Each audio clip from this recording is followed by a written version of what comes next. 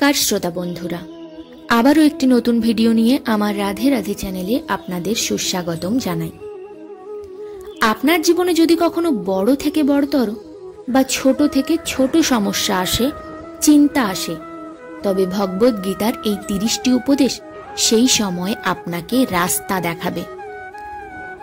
শ্রীমদ্ ভগবদ গীতার এই দৈব বিচার, এই পবিত্র বিচার আপনাকে বুঝতে হবে এবং আপনার জীবনে তা অনুকরণ করা খুবই জরুরি।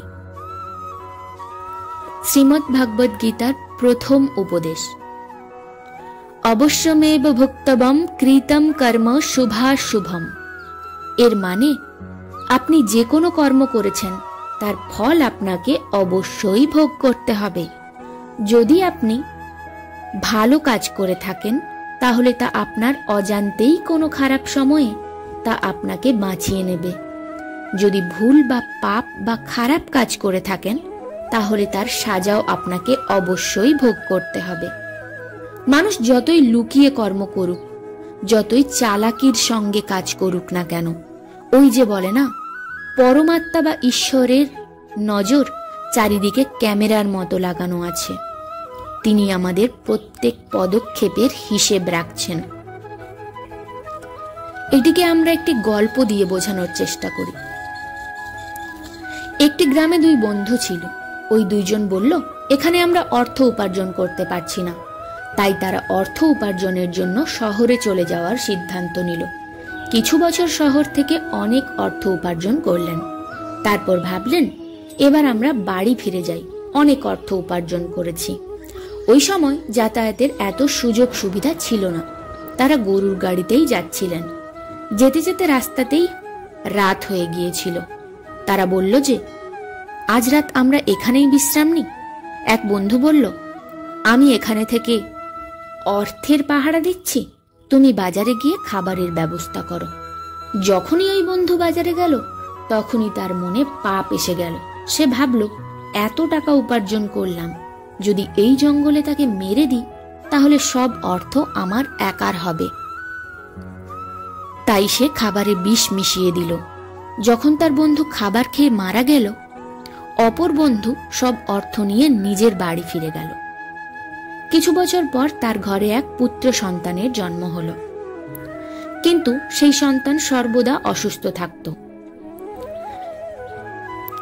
ওই ব্যক্তি যা টাকা উপার্জন করেছিলেন সব তার ছেলের চিকিৎসায় খরচ হয়ে যেতে থাকলো। ছেলে যত বড় হচ্ছে সব অর্থ শেষ হয়ে যাচ্ছে। যখন তার ছেলে আরেকটু বড় হলো তখন তার ছেলেকে সে বলল, পুত্র, তুমি সব সময় অসুস্থ থাকো কেন? ভালো কেন হও না? আমি আমার জীবনে যা অর্থ উপার্জন করেছি সব তোমার সুস্থতায় খরচ করে দিয়েছি, তবুও তুমি সুস্থ হচ্ছ না কেন? তখন তার ছেলে বলল, কে ছেলে, কে বাবা? আমি তো তোমার সেই বন্ধু যাকে তুমি জঙ্গলে বিষ দিয়ে মেরে ফেলেছিলে। আমি আমার সেই হিসাব পুরা করার জন্য তোর ঘরে জন্ম নিয়েছিলাম। এবার আমার হিসেব পুরো হয়েছে, আমার জীবনও এখানেই সমাপ্ত হলো। গীতার এই উপদেশ আমাদের এটাই শেখায়, কোনো ব্যক্তি যতই চালাক হোক, যতই সাবধানে চালাকি করুক না কেন, তার পাপের ফল তাকে এক না একদিন ঠিক ভোগ করতেই হবে। কোনো ব্যক্তি তার করা কর্মের ফল ভোগ না করে কোথাও যেতে পারবে না। গীতার দ্বিতীয় উপদেশ, আপনার সকল দুঃখের কারণ কাউকে নিজের ভাবা।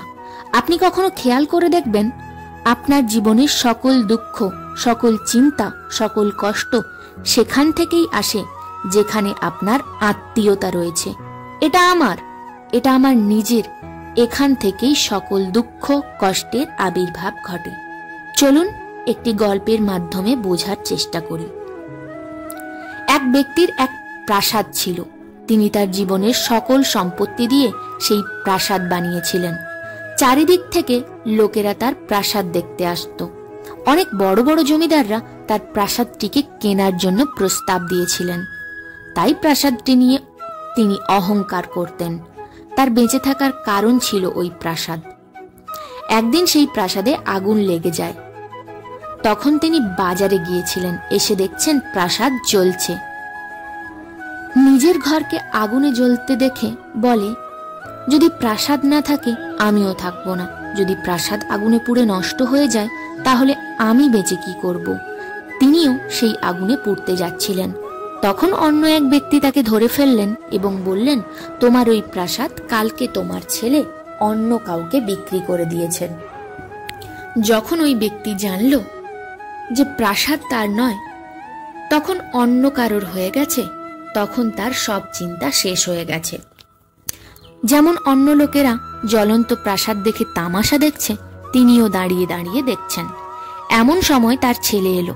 তিনি তার ছেলেকে আশীর্বাদ দিচ্ছেন যে তোর মতো ছেলে তো ভাগ্যবানেরাই পায়।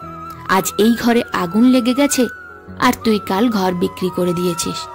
বাবা, এই প্রাসাদ বিক্রি করার জন্য কথা তো বলতে গিয়েছিলাম, কিন্তু কথা ফাইনাল হয়নি। যখন তার বাবা এটা শুনল তখন বুক বাজিয়ে কাঁদতে লাগলো। প্রাসাদ ওটাই, মানুষও ওটাই আছে। যখন প্রাসাদ আমার তখন দুঃখ দেয়, আবার খুশিও দেয়। যখন প্রাসাদ আমার নয় তখন সব দুঃখ শেষ হয়ে যায়। ঠিক এমনই যখন কোনো জায়গা, কোনো সম্পর্ক, কোনো কাজ, কোনো মানুষকে আমরা নিজের ভাবি, সেখান থেকেই সকল দুঃখের সূচনা হয়ে থাকে, সকল কষ্টের সূচনা হয়। গীতার দ্বিতীয় উপদেশ এটাই যে আপনি যখন কাউকে নিজের মেনে নেবেন যে একে ছাড়া তো আমি বাঁচতেই পারবো না, তখন সেই জিনিস, সেই মানুষ, সেই সম্পর্ক, সেই কাজ আপনাকে অনেক দুঃখ দেবে। গীতার তৃতীয় উপদেশ, বর্তমানে বাঁচো, কালকের চিন্তা করা ছেড়ে দাও। যে ব্যক্তি ভবিষ্যতে পড়ে থাকে তিনি জীবনে কখনো সুখী থাকতে পারেন না। আপনি খুশি তখনই থাকবেন যখন বর্তমানে বাঁচবেন, আজকের আনন্দে থাকবেন। অতীত এবং ভবিষ্যৎ এর কোনো বাস্তবিক রূপ হয় না, এগুলি সব আপনার বুদ্ধি আর বিচারে থাকে। আপনি আপনার মন আর বুদ্ধির ভেতর বাঁচেন, যার কোনো বাস্তব রূপ নেই। যাকে আপনি বাস্তব বলেন সেটি আজ আর এই ক্ষণের নাম। আপনি আপনার মন এবং বুদ্ধিকে ভূত আর ভবিষ্যৎকালে আটকে রেখে চললে আপনি কখনো খুশি থাকতে পারবেন না। যদি জীবনে সুখী থাকতে চান, বর্তমানে বাঁচুন। গীতার চতুর্থ উদ্দেশ্য, যে আপনার সঙ্গে খারাপ কাজ করবে, অধর্ম করবে, পাপ করবে, তাকে অবশ্যই শাস্তি দিতে হবে। যদি আপনি তা সহ্য করেন তাহলে আপনার সঙ্গে আরো খারাপ কাজ করবে। যদি আপনি তা সহ্য করেন তাহলে তার পাপে আপনিও ভাগীদারি হবেন। অর্জুন শ্রীকৃষ্ণকে বলেন, যাদের সঙ্গে আমি যুদ্ধ করতে যাচ্ছি তারা আমার ভাই, আমার গুরুজন। আমি তাদের সঙ্গে কি করে অস্ত্র ধরব, তাদের কি করে মারব, তাদের কি করে হত্যা করব? তখন ভগবান শ্রীকৃষ্ণ বলেন, যাদের তুমি নিজের ভাবো তারা সবাই অধর্মী, পাপী। যদি তুমি এদের সঙ্গে যুদ্ধ না করো, যদি তুমি এদের বধ না করো, যদি তুমি এদের হত্যা না করো, তাহলে সমাজে পাপ আরো বেড়ে যাবে। কারণ যখন কেউ এমন পাপীদের না থামায়, এরা আরো পাপ করতেই থাকবে। যখন আপনার সাথে কেউ ভুল করে, আপনাকে আঘাত করে, আপনার উপর অন্যায় করে, আর আপনি চুপচাপ সহ্য করেন, তাহলে তা সামনের জনের মনোবল বাড়িয়ে দেয়। সে আপনাকে দুর্বল ভাবে, আপনার সাথে ভুল করাটা তার অধিকার ভেবে নেয়। যখন আপনি তার ভুল ব্যবহার, অধর্ম করাকে বাধা দেবেন, অন্যায়ের বিরোধিতা করবেন, তখন সে তার সীমায় থাকা শিখে নেবে। এটাই কলিযুগ। এই যুগে যদি আপনি খুশি থাকতে চান তাহলে নিজের রক্ষা নিজেকেই করতে হবে। কেউ আপনার সাথে অন্যায় করলে আপনাকে সহ্য না করে তার প্রতিবাদ করতে হবে। গীতার পঞ্চম উপদেশ, কারোর সঙ্গে প্রয়োজনের থেকে বেশি মায়ায় জড়াতে নেই। যার সঙ্গে আপনি প্রয়োজনের থেকে বেশি মায়ায় জড়াবেন, দেখবেন সে আপনাকে অবশ্যই কাঁদাবে। মায়ার জন্যই আপনি কারো জন্য পাগল হয়ে যান। মোহমায়ার জন্যই আপনি অনেকবার অপমান সহ্য করেন। মায়ার জন্যই লোকেরা নিজের অপমান দেখতেও পায় না। যে সামনের জন তার সম্মান করছে না, তাকে অপদস্থ করছে। তবুও সে তার পেছনে পাগলের মতো পড়ে থাকে। মায়া আপনার চোখে এমন কাপড় বেঁধে দেয় যে কোনটা সত্য কোনটা মিথ্যা তা দেখতে পাবেন না। কোনো ব্যক্তির আসল চেহারা দেখতে পাবেন না, তা কখনোই দেখা যাবে না। আপনি যা দেখবেন, যা শুনবেন, তাতেই বিশ্বাস করে থাকবেন, তাতে আপনার যতই কষ্ট হোক না কেন। যদি আপনি কোনো ব্যক্তিকে ঠিক করে জানতে চান, তার সত্যতা যাচাই করতে চান, তার জন্য এটা খুবই জরুরি আপনি তার মোহ থেকে খুব তাড়াতাড়ি বেরিয়ে আসুন। আপনার মোহ আপনাকে দুঃখ দেয়। যেদিন মোহ শেষ, সেদিন দুঃখ শেষ। সেদিন কোনো সম্পর্ক থেকে কখনোই দুঃখ পাবেন না, কোনো কিছু যায় আসবে না। গীতার ষষ্ঠ উদ্দেশ্য, আপনি তা কখনোই করবেন না যা সবাই করছে, তাই করুন যা আপনার জন্য ঠিক। স্বধর্ম নিধনং শ্রেয় ভারত ধর্ম ভয়াবহ। শ্রীকৃষ্ণ অর্জুনকে বলেন, যা তোমার কর্তব্য, যা তোমার জন্য ঠিক, যা তোমার করা উচিত, তুমি তাই করো। কখনো সেই কাজ করো না যা পুরো পৃথিবী করছে। কারণ অর্জুন শ্রীকৃষ্ণকে বলতে লাগলেন যে এমন ভয়ঙ্কর যুদ্ধ করার থেকে ভালো আমি সন্ন্যাস হয়ে যাই। শ্রীকৃষ্ণ তখন অর্জুনকে বললেন, সন্ন্যাসী হওয়া তোমার কর্ম নয়, তোমার ধর্ম নয়। তুমি ক্ষত্রিয়, তোমার কর্ম আর ধর্ম এটাই যে তুমি অধর্মের বিনাশ করবে আর ধর্মের রক্ষা করবে। এমনই প্রত্যেক ব্যক্তির আলাদা কর্তব্য থাকে, একটি আলাদা রাস্তা থাকে, একটি আলাদা লক্ষ্য থাকে। কখনোই সেই রাস্তায় যাবেন না যেখানে সবাই যাচ্ছে, কখনোই সেই কাজ করবেন না যা সবাই করছে। আজকের দিনে এটাই ট্রেন্ড হয়ে গেছে, এটাই ফ্যাশন হয়ে গেছে যে সবাই যা করছে তাই আমরাও করব। সবাই এটা করছে তাই আমিও এটা করব। সবাই যেটা করছে সেটা করলে সবার মাঝে হারিয়ে যাবেন। কিন্তু যদি আপনি যেটা করেন সেটাতে আপনার প্রতিভা আছে, তাহলে সেই ভিড়ে, সবার ভিড়ে থেকে আলাদাভাবেই পরিলক্ষিত হবেন। গীতার সপ্তম উপদেশ, জীবনের ধোঁকা নিজের লোকেরাই দেয়, কারণ তারা আপনার দুর্বলতা জানেন। বাইরের লোক আপনাকে ধোঁকা দিতে পারবে না, কারণ বাইরের লোক আপনার দুর্বলতা জানে না। বাইরের লোক জানে না যে আপনার কোথায় আঘাত করতে হবে। কিন্তু যারা আপনার আপনজন বা খুব কাছের মানুষ, তারা খুব ভালো করে আপনার দুর্বলতা জানেন। কি করলে একে কষ্ট দেওয়া যাবে, কি করলে একে ছোট করা যাবে, একে কি করলে আঘাত পাবে। এটা কলিযুগ, এখানে বাইরের লোক নয়, আপনজনেদের থেকে সাবধানে থাকতে হবে। মহাভারতের যুদ্ধ আলাদা আলাদা পরিবারে হয়নি, এটি একই পরিবারের ভাইদের মধ্যে হয়েছিল, আর প্রত্যেকেই একই বংশের লোক ছিলেন। কতবার দুর্যোধন বিষ দিয়ে ভীমকে মারতে চেয়েছিলেন, অনেকবারই দুর্যোধন পাণ্ডবদের প্রাণে মারতে চেয়েছিলেন। তিনিও বাইরের কেউ ছিলেন না, বরং তিনি তাদের ভাই ছিলেন। যত ঝগড়া ঘরের ভেতরই হয়, বাইরের কে ঝগড়া করবে? আপনাকে আঘাত শুধু তারা দিয়ে থাকে যারা আপনার আপনজন। আপনাকে ধোঁকা শুধু তারাই দেয় যারা আপনার প্রিয়জন। গীতার অষ্টম উপদেশ, যে মানুষ নিজের রক্ষা করতে পারে না, তাদের রক্ষা স্বয়ং ভগবানও করতে পারেন না। শ্রীকৃষ্ণ অর্জুনকে বলেন, তস্মাৎ শুভেষু কালেষু মাম অনুশুভ যুদ্ধ চ।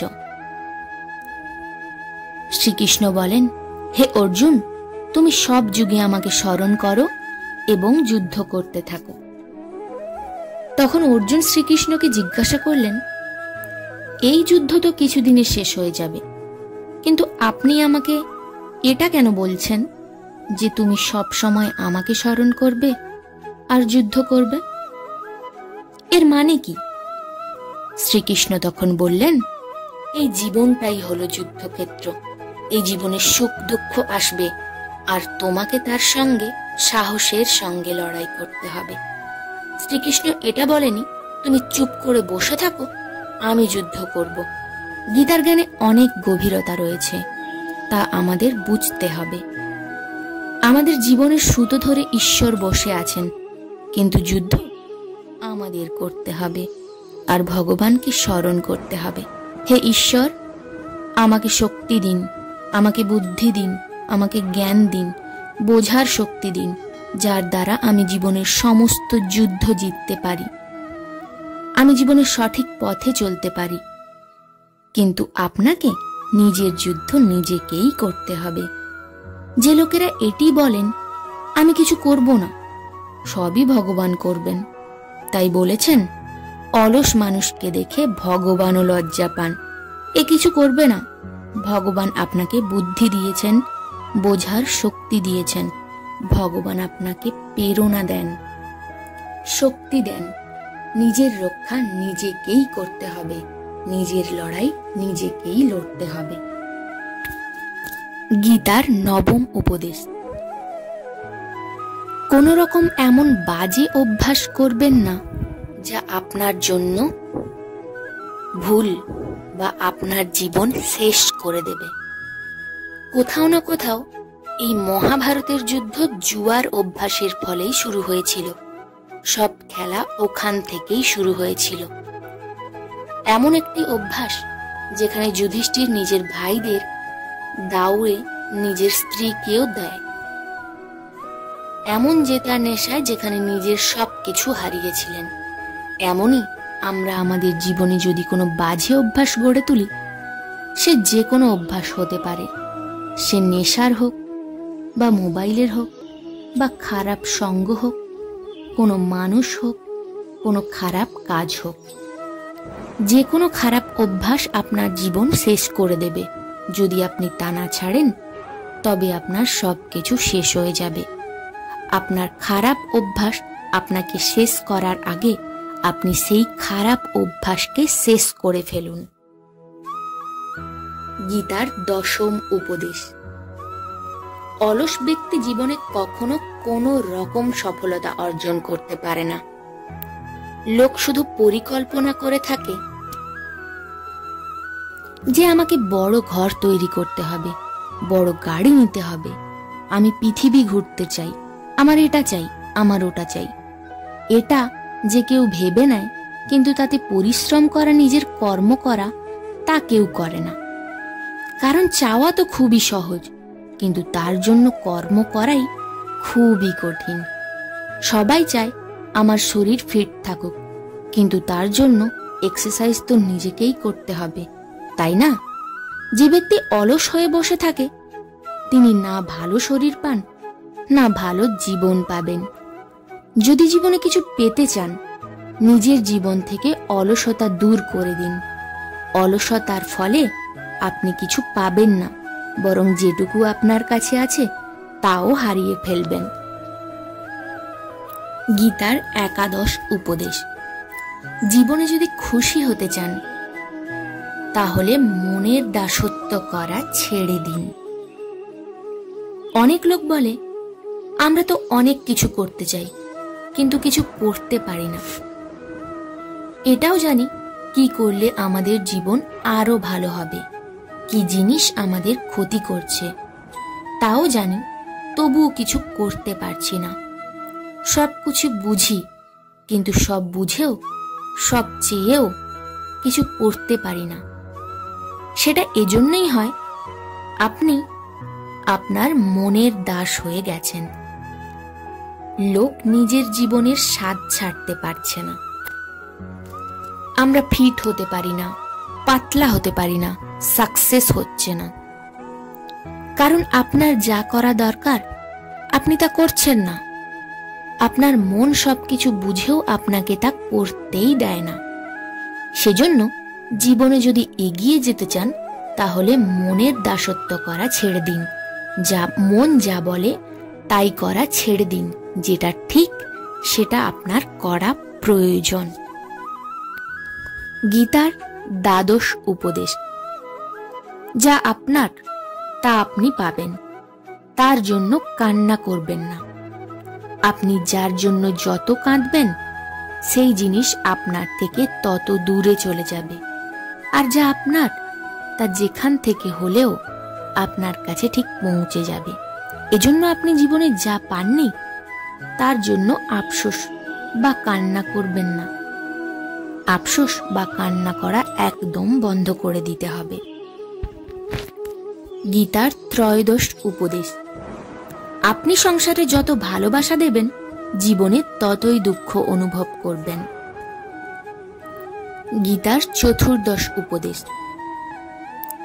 যে ব্যক্তি কথায় কথায় রেগে যায়, সুখ এবং শান্তি কখনো তার জীবনে আসে না।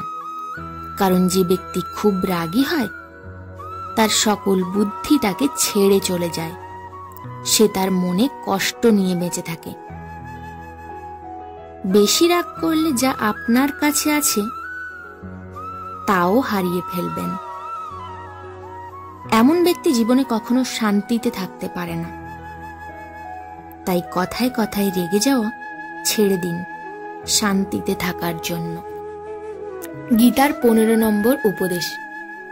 আপনি কারো সাহায্য করুন বা না করুন, জেনে শুনে কারোর কষ্ট দেবেন না। যদি আপনার জন্য কেউ কষ্ট পায়, তাহলে মনে রাখবেন আপনাকেও একদিন সেই কষ্ট পেতে হবে।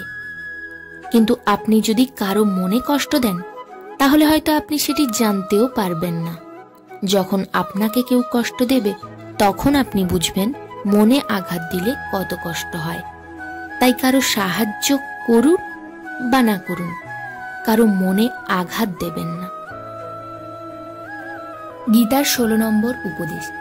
যে খারাপ সময়ে, যে দুঃখের সময়ে আপনার সঙ্গ দেবে, সেই আপনার আপন। বাকি সবাই নাটক করে আপন হওয়ার। বড় বড় কথা বলার জন্য অনেক লোক আছে, আমি তোমাকে অনেক ভালোবাসি বলার লোকও অনেক আছে।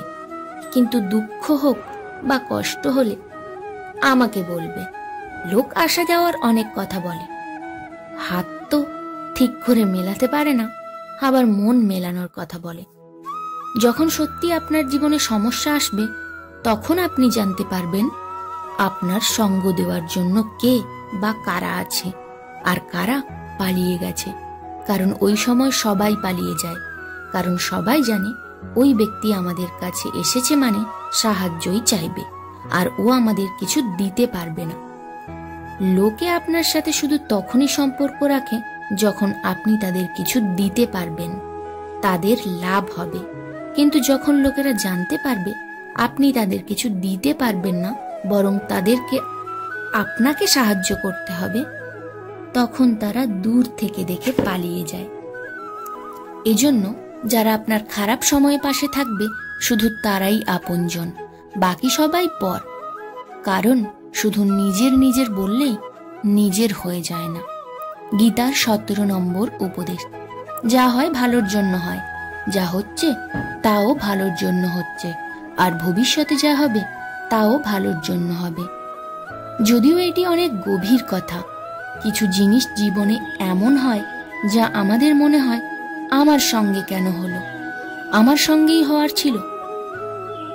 কিন্তু যখন সেই সময় পেরিয়ে যায়, একদিন আমরা বুঝতে পারি যদি আমাদের সঙ্গে এসব না হতো, তাহলে আমি আজ এই জায়গায় আসতে পারতাম না।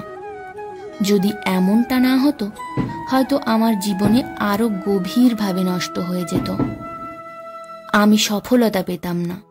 এজন্য যদি আমরা এটা বুঝতে পারি যে জীবনে যা কিছু হচ্ছে তা ভালোর জন্য হচ্ছে, তাহলে আমরা জীবনে সব সময় খুশি থাকব। গীতার 18 নম্বর উপদেশ। সব কাজকে বুদ্ধিমত্তার দ্বারা করাই যোগ। যোগ হ কর্মেষু কৌশলম। অনেক লোক কাজ তো করেন, কিন্তু তার দ্বারা কিছু প্রাপ্ত করতে পারেন না, ওই যাকে বলে পণ্ডশ্রম। অনেক লোককে বলতে শুনবেন, আমরা অনেক পরিশ্রম করি কিন্তু কোনো ফল পাই না।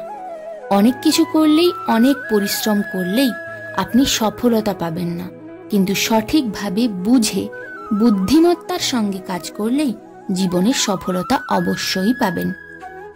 19 নম্বর উপদেশ। কখনো কোনো জিনিস অতিরিক্ত করবেন না, কোনো জিনিস দরকারের থেকে বেশি করবেন না, কাউকে দরকারের থেকে বেশি ভালোবাসবেন না, দরকারের থেকে বেশি ঘৃণাও করবেন না। দরকারের থেকে বেশি মিষ্টি খাবার আর দরকারের থেকে বেশি তেতো খারাপ। প্রয়োজনের থেকে বেশি বিশ্রাম আপনাকে অসুস্থ করে দেবে, প্রয়োজনের থেকে বেশি খাবারও আপনাকে অসুস্থ করে দেবে। প্রয়োজনের থেকে বেশি ক্ষুধার্ত থাকাও আপনাকে অসুস্থ করে দেবে, আর প্রয়োজনের থেকে বেশি রাত্রি জাগাও আপনাকে অসুস্থ করে দেবে, আপনার জন্য ক্ষতি করবে। জীবনকে সন্তুলনের সঙ্গে বাঁচতে শিখুন। যদি সন্তুলন হারিয়ে ফেলেন তাহলে জীবনে দুর্বল হয়ে যাবেন। গীতার 20 নম্বর উপদেশ। যাকে আপনি বেশি গুরুত্ব দেবেন সে আপনাকে কখনো গুরুত্ব দেবেন না। আপনি কখনো লক্ষ্য করেছেন আপনাকে সব থেকে বেশি কে অপমান করে? আপনার অপমান শুধু সেই ব্যক্তিরাই করেন যাদের আপনি বেশি গুরুত্ব দেন। অন্যদের শ্রদ্ধা সম্মান করা খুব ভালো কাজ, কিন্তু যদি অন্যদের বেশি সম্মান বা শ্রদ্ধা করেন তাহলে তাদের চোখে আপনার সম্মান শেষ হয়ে যাবে। এজন্য কখনোই কাউকে নিজের সব কিছু বানানো উচিত নয়। কি তুমিই আমার সবকিছু। যেই আপনি কাউকে সবকিছু বানিয়ে নেবেন আপনি তার জন্য কিছুই থাকবেন না, তার কাছে আপনার কোনো ভ্যালু থাকবে না। কাউকে সম্মান ততটাই করতে হয় যতটা সে হজম করতে পারবে। প্রয়োজনের থেকে বেশি সম্মান আপনার অপমানের কারণ হয়ে দাঁড়াবে। গীতার 21 নম্বর উপদেশ। কারোর ওপর অন্ধের মতো বিশ্বাস বা ভরসা করবেন না। মহাভারতে দুর্যোধন কতবার ষড়যন্ত্র করে পাণ্ডবদের মারতে চেয়েছিলেন, আগুনে পোড়ানোর চেষ্টা করেছিলেন, আর ওই ধর্মের পথে চলা লোক বারবার তাদের কথায় বিশ্বাস করতেন। এটা আলাদা কথা, ঈশ্বর তাদের রক্ষা করছিলেন, কিন্তু যাদের তারা নিজের ভাই ভাবছিলেন, নিজের আপন ভাবছিলেন, যাদের ওপর ভরসা করছিলেন, তারাই তাদের মৃত্যুর জন্য কতই না কৌশল করছিলেন। এজন্য ভরসা করার সময় নিজের চোখ অবশ্যই খুলে রাখুন। তার 22তম উপদেশ। গীতার 22তম উপদেশ। যার সঙ্গে সত্য এবং ঈশ্বরের শক্তি থাকে পুরো পৃথিবী তার বিরুদ্ধে চলে গেলেও শেষে জয় তারই হয়। শ্রীমদ্ ভাগবত গীতায় 18টি অধ্যায় এবং 700 শ্লোক আছে। গীতার শেষ শ্লোক, যত্র যোগেশ বিষ্ণুশ্বরা তৃষ্ণা যত্র পার্থ ধনুর্ধরা তত্র শ্রীর বিজয়া ভূতের দুর্বাণী তির্মা তির্মা। ধৃতরাষ্ট্র বারবার সঞ্জয়কে জিজ্ঞাসা করতেন যুদ্ধে কারা জিতছে এবং কারা হারছে, কারণ ধৃতরাষ্ট্রের বিশ্বাস ছিল মহাপরাক্রমী গুরু পিতামহ আমার সাথে আছে, গুরু দ্রোণ আমার পক্ষে আছে, কর্ণ আমাদের পক্ষে আছে, কে হারবে? সঞ্জয় ধৃতরাষ্ট্রকে বললেন, যেখানে ঈশ্বর আছে সেখানে সত্য আছে, আর তারাই জেতে। আপনার পাশে যতই শক্তি থাকুক না কেন, যার পাশে ঈশ্বর এবং সত্য দাঁড়িয়ে থাকে তাকে কেউ হারাতে পারে না। গীতার 23তম উপদেশ।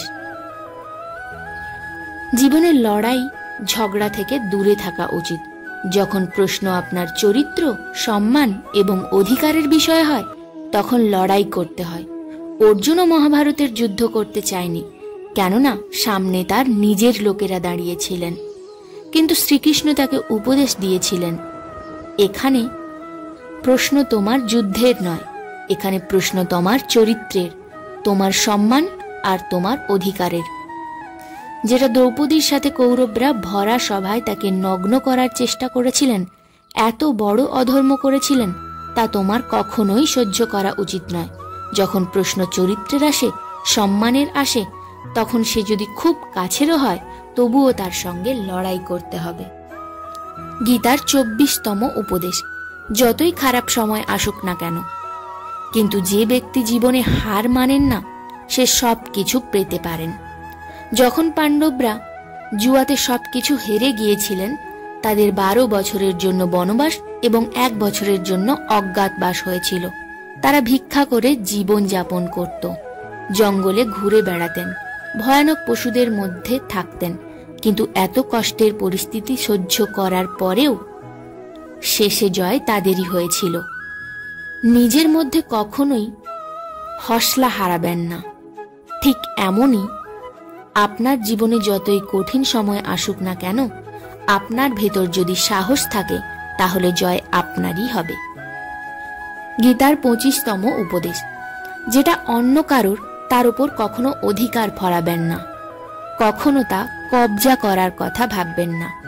যখন শকুনি ষড়যন্ত্র করে পাণ্ডবদের হস্তিনাপুর থেকে আলাদা করে দিয়েছিলেন, এক খণ্ডপ্রস্থ রাজ্য দিয়েছিলেন যেখানে জমিও বঞ্জর ছিল, যেখানে কিছুই হতো না, কিন্তু পাণ্ডবরা সেই শহরকে এত সুন্দর বানিয়েছিলেন, এত বৈভবশালী বানিয়েছিলেন, হস্তিনাপুরও তার সামনে তুচ্ছ মনে হচ্ছিল। আর তাদের সেই বৈভব এবং সুখ দেখে দুর্যোধন ভেতর ভেতর জ্বলতে লাগলেন। তাদের সঙ্গে প্রতারণা করে, বেঈমানি করে তাদের সেই খণ্ডপ্রস্থও কেড়ে নিয়েছিলেন। যেটা তাদের ছিল না সেটাও দখল করেছিলেন। পরিশেষে যে জিনিস তাদের কাছে ছিল তাও তাদের হলো না। এজন্য যেটা আপনার নয়, কখনো সেখানে অধিকার জমাবেন না। গীতার 26তম উপদেশ, সেই ব্যক্তি জীবনে সফল হিসেবে পরিগণিত হবে যে ভেতর থেকে সর্বদা সুখী থাকবেন। বাইরে থেকে সবকিছু দেখা যায়, কিন্তু ভেতরে ব্যক্তির অশান্তিতে ডুবে থাকে। টাকা ইনকাম করলাম, সফল হলাম, কিন্তু সেই সফলতা আসল নয়। আসল সফলতা তখন মানা হবে যখন আপনার মন খুশি থাকবে, যখন আপনার মন প্রসন্ন থাকবে। গীতার 27তম উপদেশ, আপনি যেমন অন্ন খাবেন ঠিক তেমনই আপনার মন এবং আপনার বুদ্ধি হবে। আপনি যেমন কর্ম করবেন, সাত্বিক অন্ন খেলে আপনার মন সাত্বিক হবে, বুদ্ধিও সাত্বিক হবে এবং ভালো কর্ম করবেন। তমগুণী এবং রজগুণী আহার করলে আপনার বুদ্ধিও এমন হবে এবং আপনি কাজও এমনই করবেন। শ্রীকৃষ্ণ ভাগবত গীতায় সাত্বিক এবং তামসিক, রাজসিক এই 3 ধরনের খাবারের কথা বলেছেন, বর্ণনা করেছেন কি খাওয়া চাই আর কি খাওয়া উচিত নয়। যে মানুষ সাত্বিক ভোজন করেন তাকে জীবনে শান্তি এবং সুখ অবশ্যই প্রাপ্ত হয়। গীতার 28তম উপদেশ, খারাপ ব্যক্তি কখনোই তার খারাপ কাজ ছাড়বেন না। আপনি তার সঙ্গে যতই ভালো ব্যবহার করুক না কেন, সে আপনাকে কষ্ট দেবেই দেবে। তাই যে যেমন আপনি তার সঙ্গে তেমন ব্যবহার করবেন। খারাপ ব্যক্তির সাথে আপনি যখনই ভালো ব্যবহার করবেন, যতই ভালো ব্যবহার করুক না কেন, সে কখনো ভালো হবে না। দুর্যোধন জঙ্গলে পাণ্ডবদের মারতে গিয়েছিলেন, কিন্তু সেখানে ভীলরা দুর্যোধনকে ধরে নিয়েছিলেন। তার প্রিয় বন্ধু কর্ণ তাকে ছেড়ে চলে গিয়েছিলেন। ওই ভীল দুর্যোধনকে মারতে চেয়েছিলেন, কিন্তু যুধিষ্ঠির নিজের ভাইকে রক্ষা করার জন্য সেখানে পৌঁছে গেলেন, তার জীবন বাঁচালেন। কিন্তু তারপরেও দুর্যোধন সর্বদা পাণ্ডবদের ক্ষতি করতে চাইতেন। এজন্য যদি কোনো ব্যক্তি খারাপ হয় তাহলে তার সঙ্গে বেশি ভালো ব্যবহার করার প্রচেষ্টা করো না। যে যেমন আপনি তার সঙ্গে তেমন ব্যবহার করুন। গীতার 29তম উপদেশ, যে ব্যক্তি নিজের কাজ সময় শেষ করে না, সময়ের গুরুত্ব বোঝে না, তার জীবনে সকল সময় ব্যর্থই কেটে যায়। কারণ সময় আপনার জীবন। যদি আপনি সময়কে ব্যর্থই নষ্ট করেন, ব্যর্থভাবে ব্যয় করেন, তাহলে আপনার জীবনে কিছুই পাবেন না। যদি জীবনে কিছু পেতে চান তাহলে সময়ের মূল্য বুঝুন, সময়ের কদর অবশ্যই করুন।